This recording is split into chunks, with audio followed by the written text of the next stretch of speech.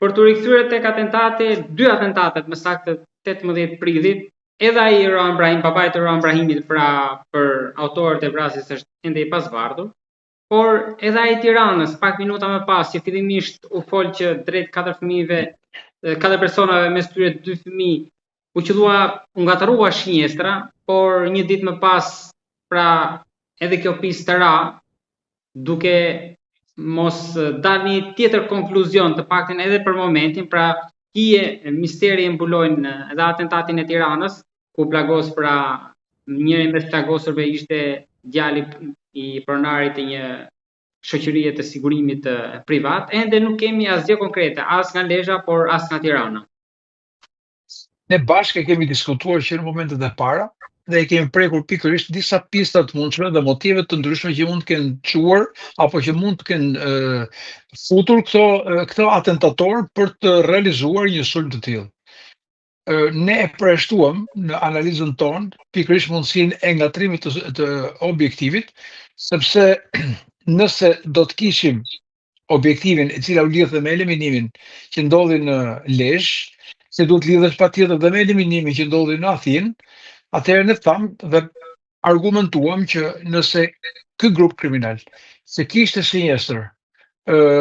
objektivin kryesor që ishte në Athinë, por dhe babain e tij, por dhe bashkëshorten e dytë të tij që jetonte në Tiranë, gjë të cilën duan ta lidhin me ngatrimin e objektivit, nuk ka qenë asnjëherë nga grupet kriminale objektiv gratë dhe fëmijët, sepse nëse kjo do të ndodhte në Athinë, pikërisht kur ata e kishin shenjestrën e atentatit. Pra, ata ishin në makinë, bashkëshortja bashkë me fëmijën e tij, ato e eliminuan atë në sy të tyre dhe u larguan me motor. Dhe nuk bën asnjë lloj tentative për të goditur apo për të eliminuar apo për të shenjestruar gratë dhe fëmijët. Gjë që nuk mund të ndodhte aq më tepër në një atentat, të ndodhte në 2 skaje me një distancë prej rreth 100 kilometrash, të organizoheshin brenda një kohe pavarësisht nga ndryshimi i orarit, dhe do të tregonte që do të kishte e para një forcë operacionale, që do të kishte mbi 20 apo 30 persona, të cilët duhet i drejtojë dhe t'i komandojë në një kohë caktuar, si të tregonte që fuqia e krimit i bitët ishte në nivelin e një fuqie të një shteti paralel. Gjë që e përjashtonte këtë gjë. Por ajo çfarë doli më pas është se nuk është e vërtetë, ajo ka qenë në një spital në Laç apo në një zonë tjetër, dhe nuk është se ka kaluar, të koincidencat duan t'i lidhin apo mund t'i lidhin në rreth interpretimit, qoftë në disa medjave,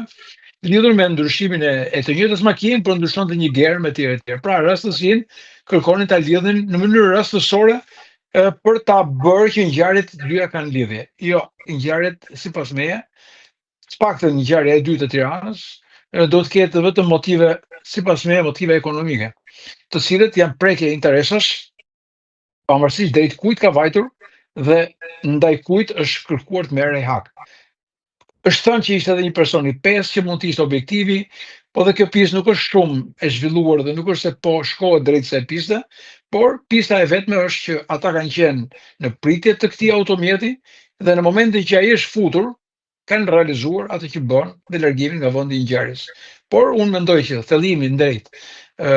probleme që mund të ketë pasur edhe mund të ketë biznesmeni, lidhur me persona të cilët kanë qenë punonjës apo jo, kanë pasur pagesa, s'kan pasur pagesa, pa kënaqësi që mund të vinë në biznes, mund të jetë gjomvënjet, mund të jenë arsye të tjera, mendoj, të cilët duhet të thellohen nëpërmjet mundësisë së marrjes në pyetje të personave të dëmtuar, në marrjes së kontrollit të komunikimeve telefonike, nëse kanë pasur kërcënime apo jo, dhe nëse kjo pjesë mund të shkojë drejt thellimit të hetimit ndaj problemeve që mund të jenë me persona të cilët hakmarrjen e kanë pasur për të jo thjesht një paralajmërim, se ka qenë vërtet një hakmarrje, sepse ata kanë qelluar dhe kanë plagosur dhe fatkeqësisht ka prekur fëmijët, që është një gjë e pafalshme dhe e rëndë që ndodh në këtë vend. Zoti Sota, kush ka më shumë shanse që të mbetet e pasbardhur nga këto 2 ngjarje, e Lezhës apo e Tiranës? Në Lezhës unë mendoj është më e lehtë për të zbardhur për shkak të profilit dhe për shkak të përplasjes së grupeve kriminale,